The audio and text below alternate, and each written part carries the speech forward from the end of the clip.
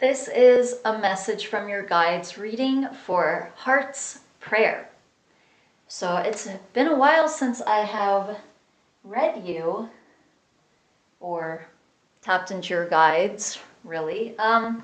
So I have 3 crystals here. I also have a rune, which is actually for the whole group. So this is Gibo. And this is indicating balance of giving and receiving, negative, positive, and also masculine and feminine. Especially masculine and feminine, I would say. That's been coming up a lot for the group. Then I have my sunstone here, which is a solar plexus stone. I have my green fluorite, which is heart chakra, a lot of calming, a lot of healing, emotional comfort. And then my purple fluorite here, which has to do with psychic protection, also clairvoyance, and different psychic abilities, mediumship, communicating with guides, also meditation, and things like mental clarity. Okay, so this is the one that I'm going to use to surround us in some positive space for the reading.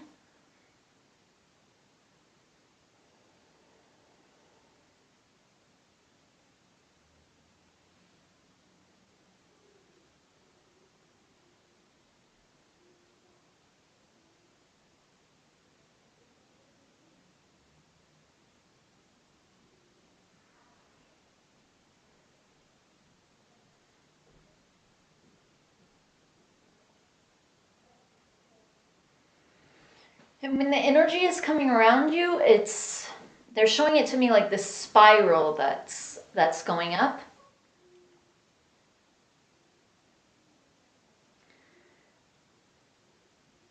And they're showing me this card, a tarot card, the World. And it's like the woman in the middle. It's like the spiral is going around her. Well, the World has to do, it's usually a very successful card. It means a lot of positive things. But it talks about cycles. It talks about endings and beginnings and completions. So it can also be turned upside down, the card. And then that usually means that you are, right now you're in this kind of on the downward half of the cycle. And then if it's turned up, it means the opposite. It means that you are in this very positive end of a cycle, or positive beginning of a cycle. So they're showing this to me in an upwards direction. But it is like a cycle has ended.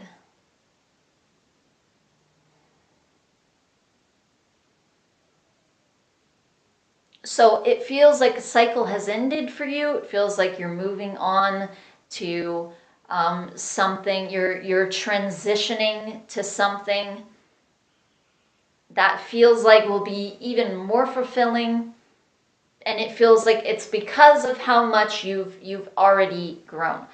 And your guides are sending me this feeling like you are a person who tends to take things, and it's like you take them into perspective.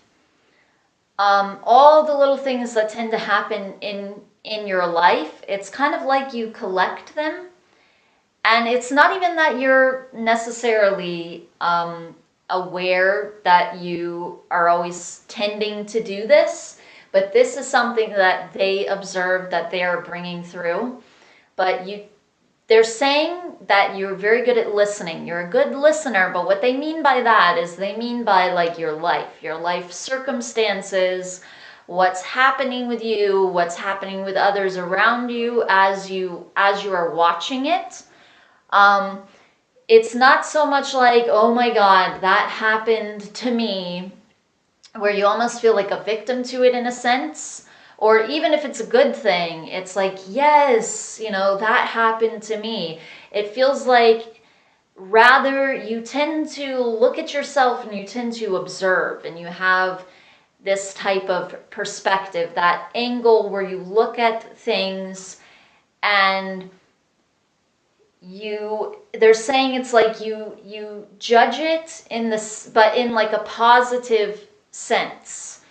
You observe it and you say, I could improve in this area, or I can take this and this away from that. Even if it's something that appears to be really negative, and they want me to do the quotes, because there's even a feeling of that, like, you know that it isn't actual negativity. It feels like that's just a perspective. You can perceive something as negative, you can perceive something as positive. And they're saying that you tend to see the cup as half full versus half empty. But not only that, they're saying it's like, so if the cup is half full, they're saying that then you tend to fill it with different information, whether it's for your emotional body or your mental body or your energy, or if it's in a physical way. It's like you tend to navigate through something better the next time because you put things into perspective and you actually take things with you along the way.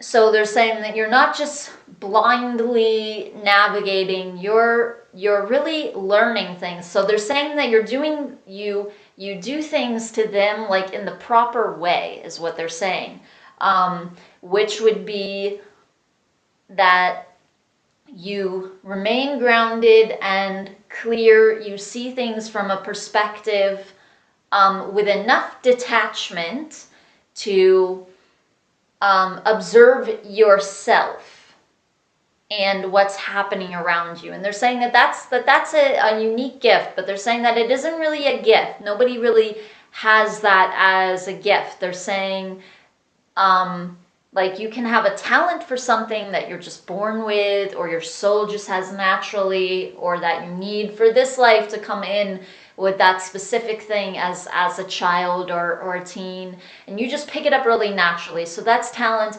And then there is skill. And a skill is something where you go through trials and you learn it, or it's something that you have to practice really hard to accomplish being really good at it, and then that is a skill.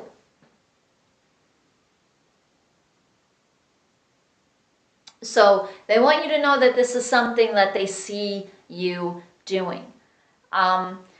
You tend to take things and observe them, and you can observe yourself. And they're saying that that's a rare thing, because you are yourself. So it's like, how can you observe yourself like from over here? But they're saying that you're able to do that. So you're able to step back. So in order to step back, it really means that you have to learn detachment. It's like you can't be overly attached to something. You have to let it go in order to depart from that situation carrying wisdom. So they're saying that when you let go, that's wisdom gained, they're saying. You gain wisdom, you gain understanding when you let go and you detach and you pull back from the situation and you see yourself in it. You're able to observe yourself in the situation. What did I do wrong in a sense? What did I do right in a sense? What can I get better at? Even that in a sense better. But how can I learn? How can I grow? How can I improve?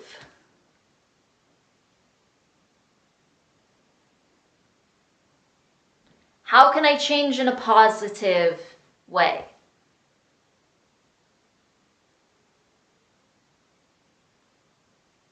And also they're saying, how can I directly face whatever is in me that encouraged whatever was negative.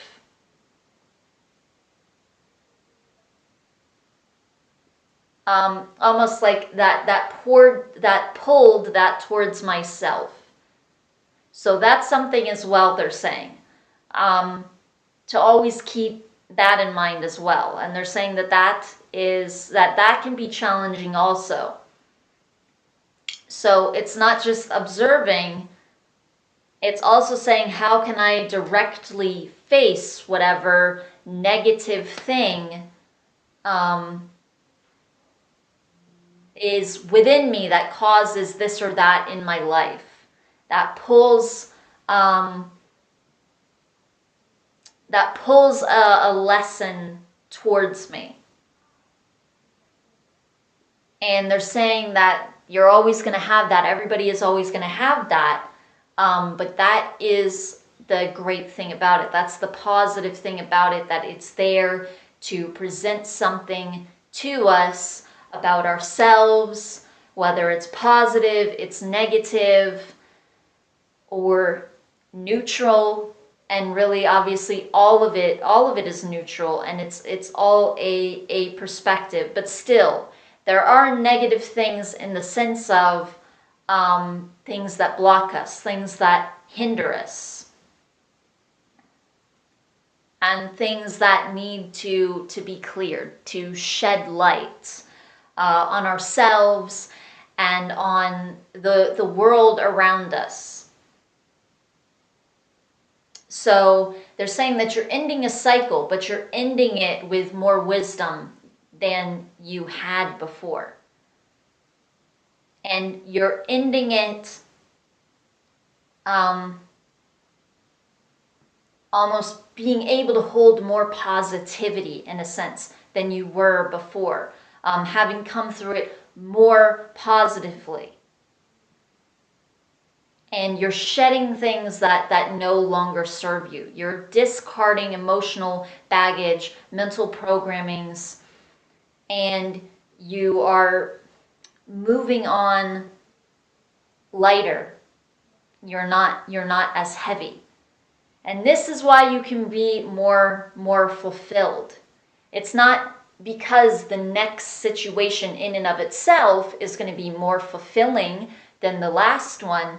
It's because you can accept that abundance more, you can accept that happiness and joy and freedom more than you could before, because of what you have removed, what you have cleared, and what you have, how you have grown, and what you have learned, and what you've traveled through.